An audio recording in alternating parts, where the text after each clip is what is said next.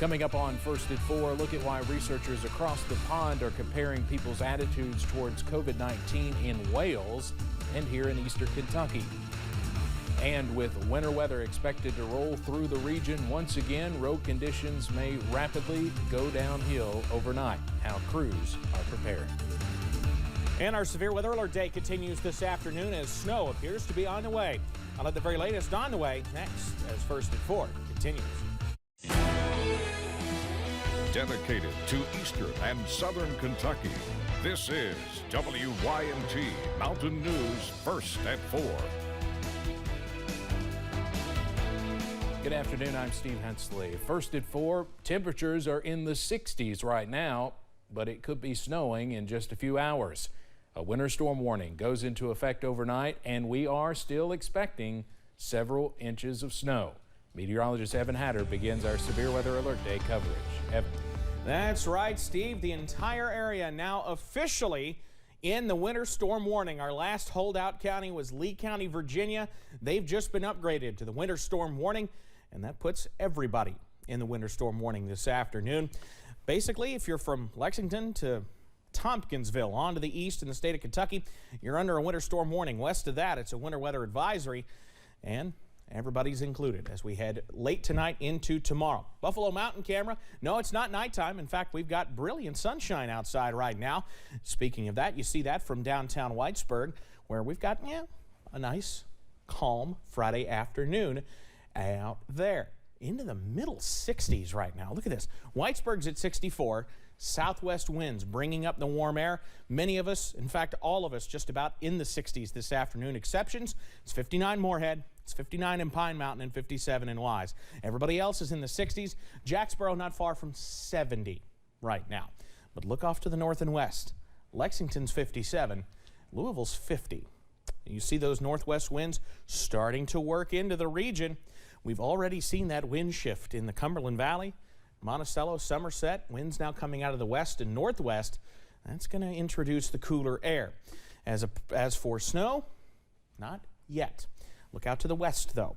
We've got a few showers trying to bubble up into portions of the Cumberland Valley. Look out even further to the west. There's our system getting going. And you see to the south, just about over Little Rock, Arkansas right now, that particular area, kind of enhanced snowfall, that's going to continue pushing up into the Commonwealth as we head into tonight. So go ahead, if you don't have it already, and you should, go ahead and download that WYMT weather app, because not only will you get our latest forecast and the latest alerts sent right to your phone, you also get the latest radar imagery as well. You see that? We could break out into a little bit of rain before rain changes to snow as temperatures tumble overnight. I'll have the complete breakdown and timing coming up in just a few minutes. Steve?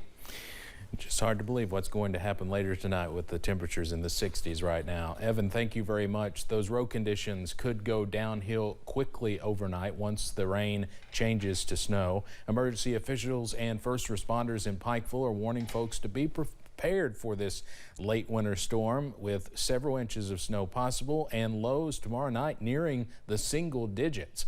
Officials say the two largest threats are icy roads and power outages, especially with the dangerously low temperatures in the forecast.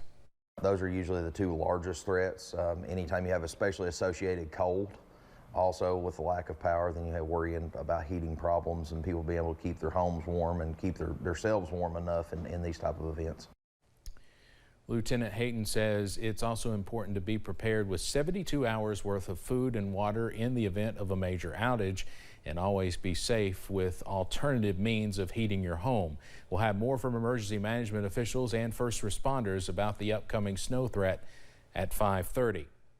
A research project in the United Kingdom focusing on attitudes toward COVID vaccination in the coal fields of Wales has made its way across the pond to eastern Kentucky. WYMT's Dakota Makris explains. A research project funded by the British Academy is studying COVID-19 in the coal fields of South Wales and eastern Kentucky. Researchers tell us former coal fields of South Wales had higher incidence of COVID, and they were on a mission to find out why. That made us ask some questions about why that might be. And then we decided to try and twin the coal fields of South Wales with those of Appalachia. But why did they choose eastern Kentucky? You've still got a coal industry, and it's certainly much smaller than it was. and say you've got a number of the same kind of challenges that we have.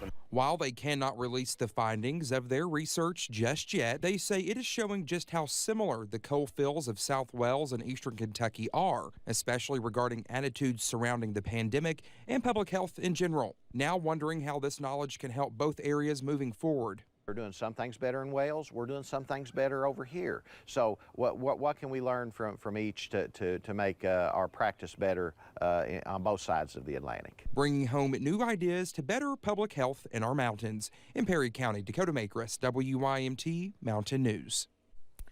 Researchers called this a short study, only spanning 6 months. Well, many of you know the Cincinnati Bengals played in the Super Bowl this year, but did you know an Eastern Kentucky native was on that team? Trent Taylor spent his first year in Cincinnati this past season, but many years ago got his start on the football field in Corbin in 1st and 2nd grade. But before his journey with the Bengals began, Trent was drafted to the 49ers. And Trent talks about that with his, when he was with the 49ers, the year he had the one surgery that turned into 5 surgeries was the year they went to the Super Bowl. And so he had to go to the Super Bowl, but be on the sidelines watching. So it's rare to even get to a Super Bowl, period. But then he just never believed he'd get another chance. Trent was on the practice squad for most of last season, but elevated to the active roster ahead of the AFC Championship. We'll have more on Trent's unique story coming up tonight at 6. Day 3 of the girls' Sweet 16 is underway with our last mountain team taking the court in today's early session. WYMT's Courtney Lane Brewer joins us now with the highlights from Rupp. Courtney. Thanks, Steve. The Southwestern Lady Warriors are, like you said, the last mountain team still playing in Rupp, and they don't plan on leaving anytime soon. The Lady Warriors taking on Franklin County in the early game. Southwestern would struggle early. The Flyers would capitalize. There's Leah Hogan knocking down a 3. Franklin County up by 7 after 1. But the Warriors would wake up. Michaela Noritis knocking down a 3 of her own to get a run going to cut the lead down to 2. And then how about Peyton Acey? She's nothing but net from beyond the arc to give Southwestern the lead, all tied up at the half. Southwestern keeps the pressure on. Noritis gets the quick bucket on the fast break. Juliana Frazzi bounces back with a quick bucket of her own for the Flyers, all tied up after 3. Kinsley Molden would clip the Flyers' wings. She knocks down a 3 from the right wing to start the 4th. Next possession, she does it again. The Flyers would not recover. The Southwestern Lady Warriors beat Franklin County 47-40 to advance to the Final 4. Our own John Lowe is up there with more. Well, the journey continues for the Southwestern Lady Warriors. They move on to the semifinals with a 47-40 win over the Franklin County Lady Flyers. Now, that win didn't come without some struggle. The Lady Warriors had an abysmal first quarter, shooting 2 of 13, and even late, they still struggled with Franklin County's physicality. But when all was said and done, it came down to long range and some clutch shooting by Kinsley Molden. Her father, Coach Junior Molden, had this to say after her performance. It's tough to talk about your own kid when you're a head coach, and some coaches do it differently. I challenged her. Liz in the first half, I benched her because of just a small body language issue. And but I thought, I got to have you. I have to have you just keep composed. Face guarding's tough. We missed a couple of things with her, but then I look at halftime at the stats, and the kid's leading us in rebounds at halftime. She's fighting. She's doing everything. And listen, she deserves everything. She deserves more, but because her daddy's the head coach, I don't give her enough props. And the kid, I'll probably get emotional talking about it, but she left it on the floor. Now, some other news of note from this game comes from the team's leading scorer, Michaela Noritis. She left the game late with what appeared to be an ankle injury. Coach Molden says he does plan on having her available for tomorrow's semifinal. Now, that game tips off at 11 a.m. I'll have coverage of that game tomorrow. But for now, in Lexington, John Lowe, WYMT Mountain Sports.